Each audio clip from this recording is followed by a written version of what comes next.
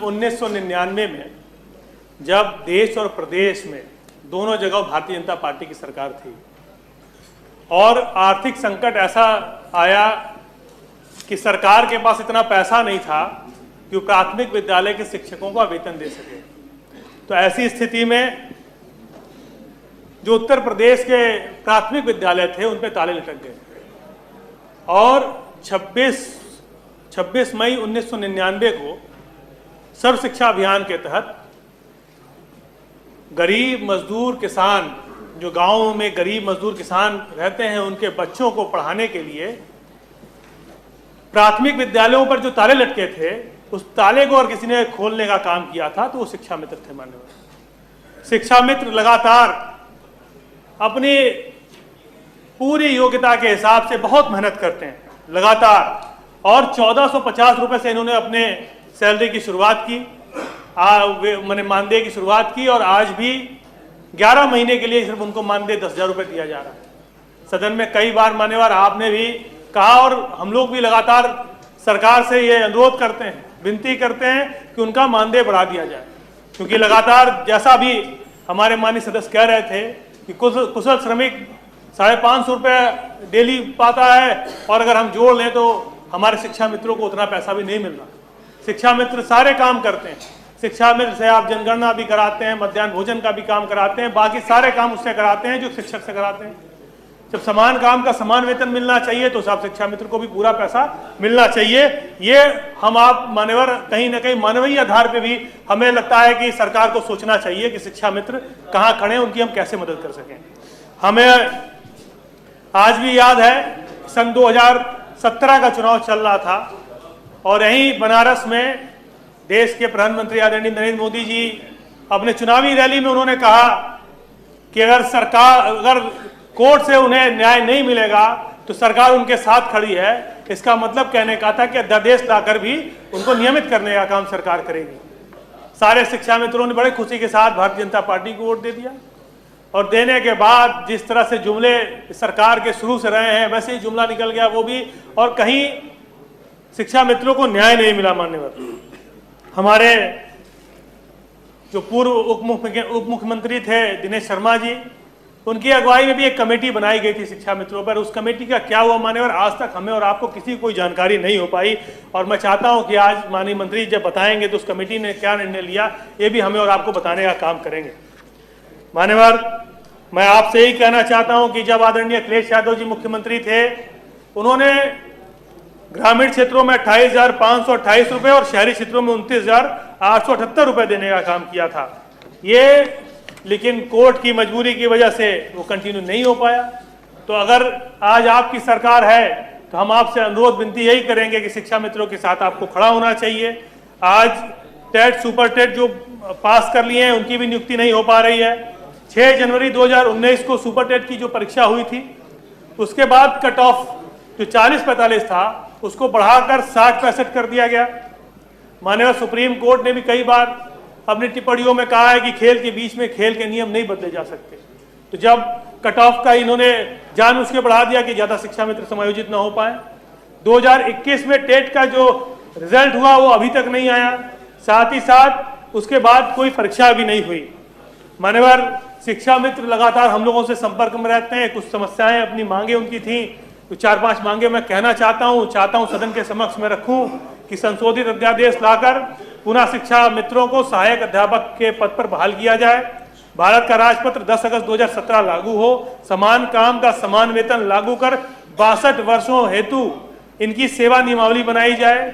NCET के 23 अगस्त 2010 के para 4 में शिक्षा मित्रों को शामिल करते हुए शिक्षा मित्रों को अध्यादेश लाकर टीटी की परीक्षा से भी छूट प्रदान की जाए।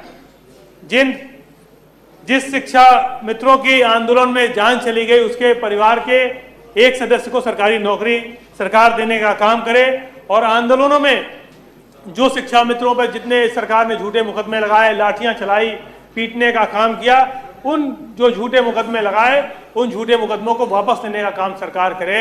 ज्यादा कुछ न कहते हुए मान्यवर लगातार मैं ये 4 लाइन हमेशा शिक्षा मित्रों की कहता हूं, इसलिए फिर आज कहूंगा कि यूपी के शिक्षा मित्रों का हुआ हाल बेहाल है। वर्षों की सेवा का फल मिला बहुत कमाल है। बेटी सयानी बेटा भी करता सवाल है, आगे खाई पीछे कुआं बड़ा विशाल है। मैं इन्हीं शब्दों के साथ मान्यवर आपसे यही अनुरोध करता हूं कि पीठ से आज निर्देश हो जाए कि शिक्षा मित्रों को कम से कम मान्यवर सरकार बढ़ा दे और इस महंगाई के जमाने में शिक्षा मित्रों को कुछ भला हो जाए। इसी के साथ मैं आज की कार्रवाई रोककर चर्चा कराए जाने की मांग करता हूं। माननीय सभापति महोदय, शिक्षा के महत्व के बारे में बहुत सारे विद्वानों ने अपने अपने मतक रखे हैं, जिसमें दक्षिण अफ्रीका के राष्ट्रपति रहे नेल्सन मंडेला ने कहा था कि शिक्षा एक ऐसा सबल हथियार है जिससे पूरे विश्व को बदला जा सकता है। और ये सबल हथियार की जो बुनियाद है, जो नींव है, वो ग्रामीण अंचल में उसको भरने का काम शिक्षा मित्र करता है। और निश्चित तौर पर माननीय सभापति महोदय, वर्तमान भाजपा सरकार के सामने रोड़ा कुछ नहीं है। अगर सरकार की हठधर्मिता है तो केवल इस बात को लेकर के कि 1,76,000 शिक्षा मित्रों को रोजी रोटी देने का काम समाजवादी पार्टी सरकार ने किया था। और निश्चित तौर पर अभी माननीय मंत्री जी का जवाब भी आ जाएगा कि न्यायालयीय प्रक्रिया से ये रद्द हो गया है। लेकिन माननीय सभापति महोदय, ये माननीय सर्वोच्च न्यायालय का भी वक्तव्य है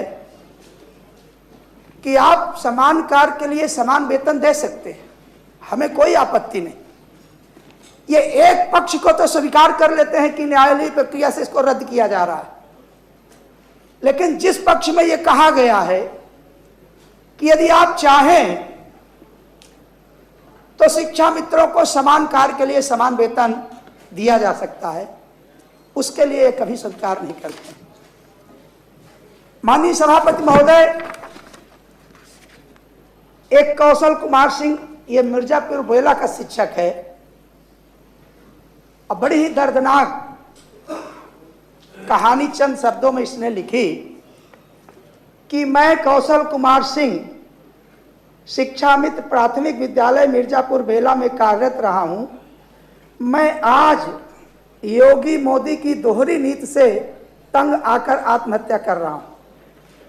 और माननीय सभापति महोदय, ये ट्रेन के आगे कूद करके अपनी जान दे देता है। ऐसे हजारों किस्से भरे पड़े हैं।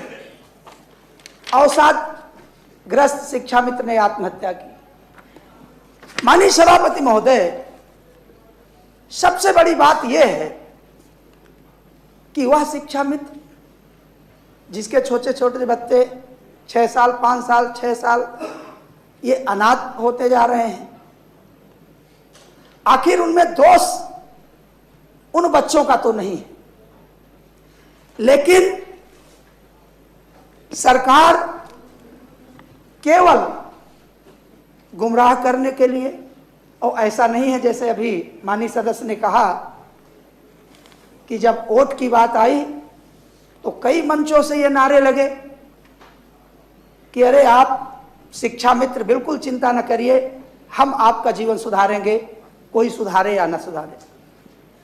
माननीय सभापति महोदय, इसी तरीके एक शिक्षा मित्र के समूहों ने ये खून से एक पत्र लिखा और कहा कि वर्तमान सरकार ये खून की प्यासी है। जब हम लोगों ने पूछा कि भाई ऐसा आप क्यों कर रहे हैं, तो उन्होंने भी वही माननीय सर्वोच्च न्यायालय का हवाला दिया कि अगर ये चाहें तो समान कार्य का समान वेतन हमको दे दें। माननीय सभापति महोदय, 2018 में शिक्षा मित्रों को 10,000 रुपए का मानदेय निर्धारित किया गया। आज लगभग 6 साल बीत गया है और 6 रुपए की भी बढ़ोतरी शिक्षा मित्रों के वेतन में नहीं की गई। माननीय सभापति महोदय, एक प्रकरण है कि ये शिक्षा मित्र अपना संगठन बना करके जो ऐसे केसेस हैं जहां कोई आत्महत्या कर लेता है या कोई ऐसी कैजुअलिटी घट जाती है, एक ये प्रकरण है कि शुक्लागंज उंजाव लक्ष्मी खेड़ा में शिक्षा मित्रों ने दिवंगत परिवार को 5 लाख रुपए इकट्ठा करके दिया। माननीय सभापति महोदय, मैं सदन के माध्यम से केवल इतना कहना चाहूंगा कि यदि भारतीय जनता पार्टी चाहे तो यह शिक्षा मित्रों का जो आत्महत्या करने का सिलसिला है उसको रोक सकती है, या तो भारतीय जनता पार्टी ने यह तय कर लिया है कि जब तक एक एक शिक्षा मित्र आत्महत्या करके सब समाप्त नहीं हो जाएंगे, हम अपने निर्णय में कोई बदलाव नहीं लाएंगे। माननीय सभापति महोदय, लोकहित के इतने महत्वपूर्ण विषय को मैं चाहूंगा आपके पीठ के माध्यम से कि सदन की कार्रवाई रोक करके इसमें चर्चा कराई जाए। माननीय मंत्री जी। माननीय सभापति जी, माननीय सदस्य ने शिक्षा मित्रों के मानदेय को लेकर के प्रश्न उठाया। मैं आपके माध्यम से सदन को अवगत कराना चाहता हूं कि शिक्षा मित्रों को जब पिछली सरकार के समय में, सपा सरकार के समय में सहायक अध्यापक के रूप में इनको नियुक्त कर दिया गया था, उस समय जो इनको वेतन दिया जाता था वो एक सहायक अध्यापक के समान दिया जाता था।